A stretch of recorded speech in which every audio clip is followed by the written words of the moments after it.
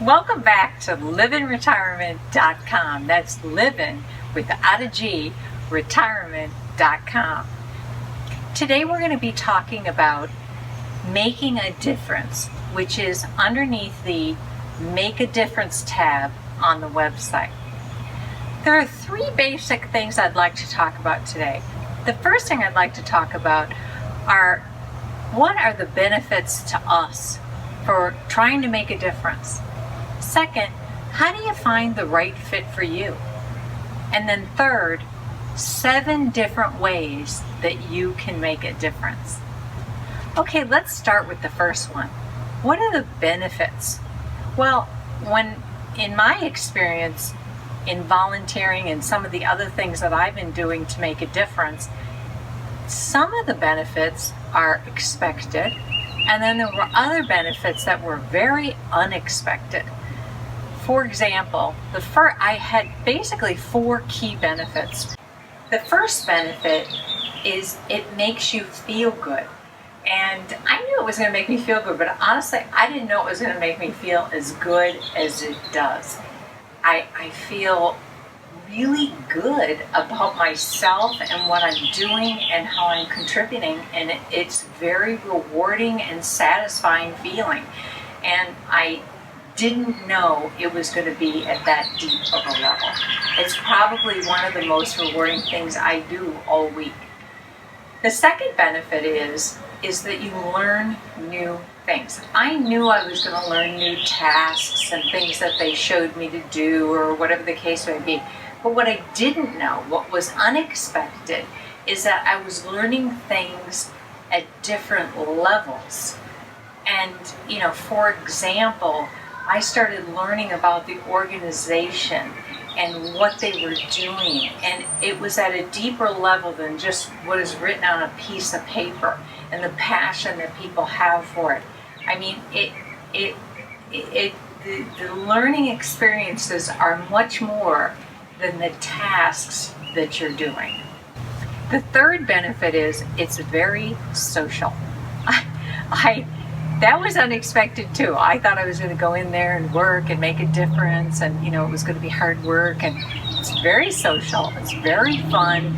At my organization, they have some young college interns. It really has been a fun experience. Very social, very, very fun. They have different events that we attend, and it just has been way more entertaining than I thought it was going to be. The fourth thing is that other opportunities began to surface that also aligned with my Live in Retirement goals, unrelated to making a difference. And I'll talk about that in a little bit later, but just really surprising benefits, and I thought it was worthy of at least talking about that. Okay, number 2, how do you find the right fit for you? The first thing I'm going to tell you is spend time on this area. Number 1, first, really sit down and think about, what am I passionate about? What is something I love? Is it the arts? Is it the theater? Something that's impacting your family or friends, like an illness. Or maybe it's something that is frustrating you in the news. Really spend time thinking about, what do I really have a passion about? Because that's going to drive all those other benefits that I was talking about. Next, remember how much time you had dedicated to it in your goals, in your Live in Retirement goals. For example, I had dedicated 10% of my time to be making a difference, which is about 11 hours on average per week. So do that, take a look at it. You've got your passion now, you've got how much time you want to dedicate. The next thing is that whatever passion you've chosen, most likely there are numerous organizations and ways that you'll be able to make a difference in that area. So the very first thing you do is research. If it's an organization, what you want to do is look at the organizations online. That's the first thing. Look at their mission. Look at their financials. It takes a few minutes to look at the financials, and there's some key information you can get from that. Number one, you'll find out how large is it. If it's a couple $1 million or if it's a couple $100 million. Do you want to be in a small organization, a large organization? Those are things that you can look at just by looking at the financials. The second thing you want to look at is what percent of their money goes to your passion, or how much goes to the administrative. You want to have at least 85% of the money going to your passion versus to the administrative cost. And then look at the watchdog sites. Look at Consumer Reports has a watchdog site that you can go on, and Better Business Bureau also has a charity website watchdog as well. Then talk to the organization. Talk to them live. Talk to them on the phone or go and visit them. That's when you really get a feel for the organization and if you're going to fit in that organization. Talk to your family, your friends. They may know something about the organization, or they may know another organization or way that you can contribute to your passion. So once again, once you've done the research, don't overanalyze, but once you've done a solid base of research, pick an organization and just commit to it. So that's what we do if it's an organization. What about if it's an individual or a person, a family member, or a friend that you want to help out? Once again, I would say the same thing. Do your research. Most people are uncomfortable asking for help. One thing you can do is talk to the person, whether it be on the phone or live over coffee. Sit down and talk to them about what they really need. Or they may not want your help, but really work through that and research that. Sometimes you may just talk to the spouse or son or daughter. But the point is to don't just do something. I guess it's better than anything, but if you really want to help, try to find out what they really need. Do the research. For example, my sister-in-law has done so many different things for individuals, not organizations, but individuals. There are so many examples I can't even name them all, but an example would be she handles all of her dad's financial affairs, all the coordination with his retirement home, sale of his home, and so on and so forth. Hundreds of hours that she works on it. And she actually said to me, when I said to her, "Oh, Wendy, you're so wonderful," she goes, "I consider it an honor to be able to help him. He did so much for me when I was younger." I mean, that's the kind of thing. So don't always feel like you have to go to an organization.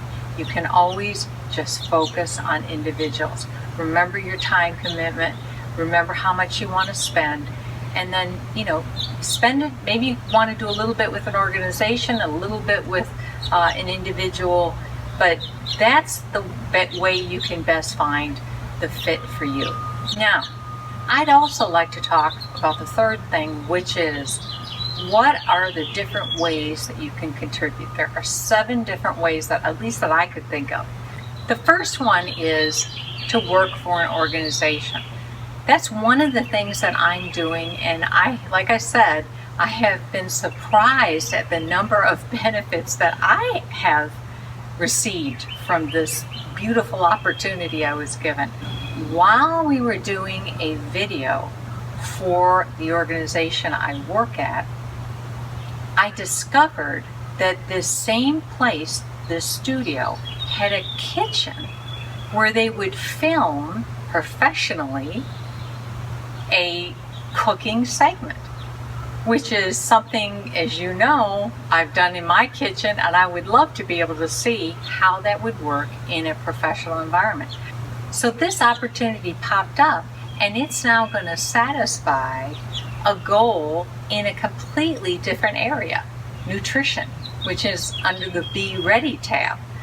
So, you just don't know what you're gonna find, or the benefits that you're gonna have from these types of experiences. So that's the first way you can volunteer, is through an organization. And the second way is to raise money for your cause.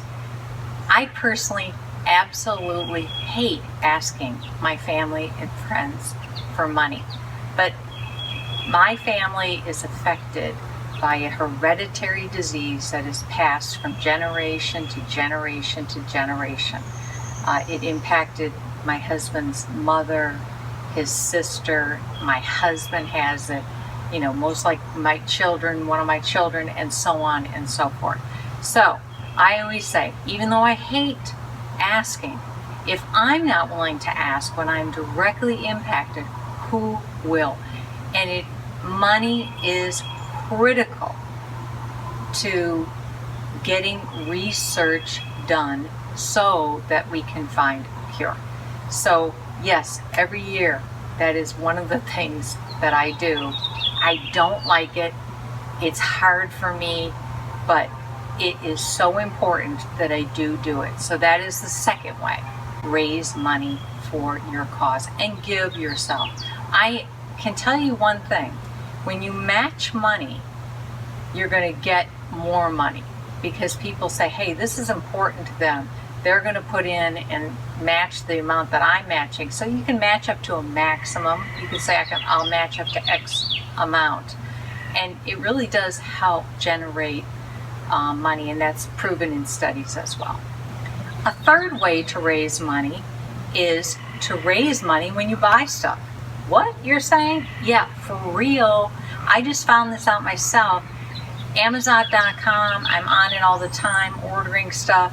Short story is, Amazon.com has Smile Amazon.com, exact same site, exact same everything, and they will donate money to worthy causes. And you get to pick the one that you want to donate to. There's a limited number, but hey, it doesn't cost a nickel. It's the exact same site. There is nothing different.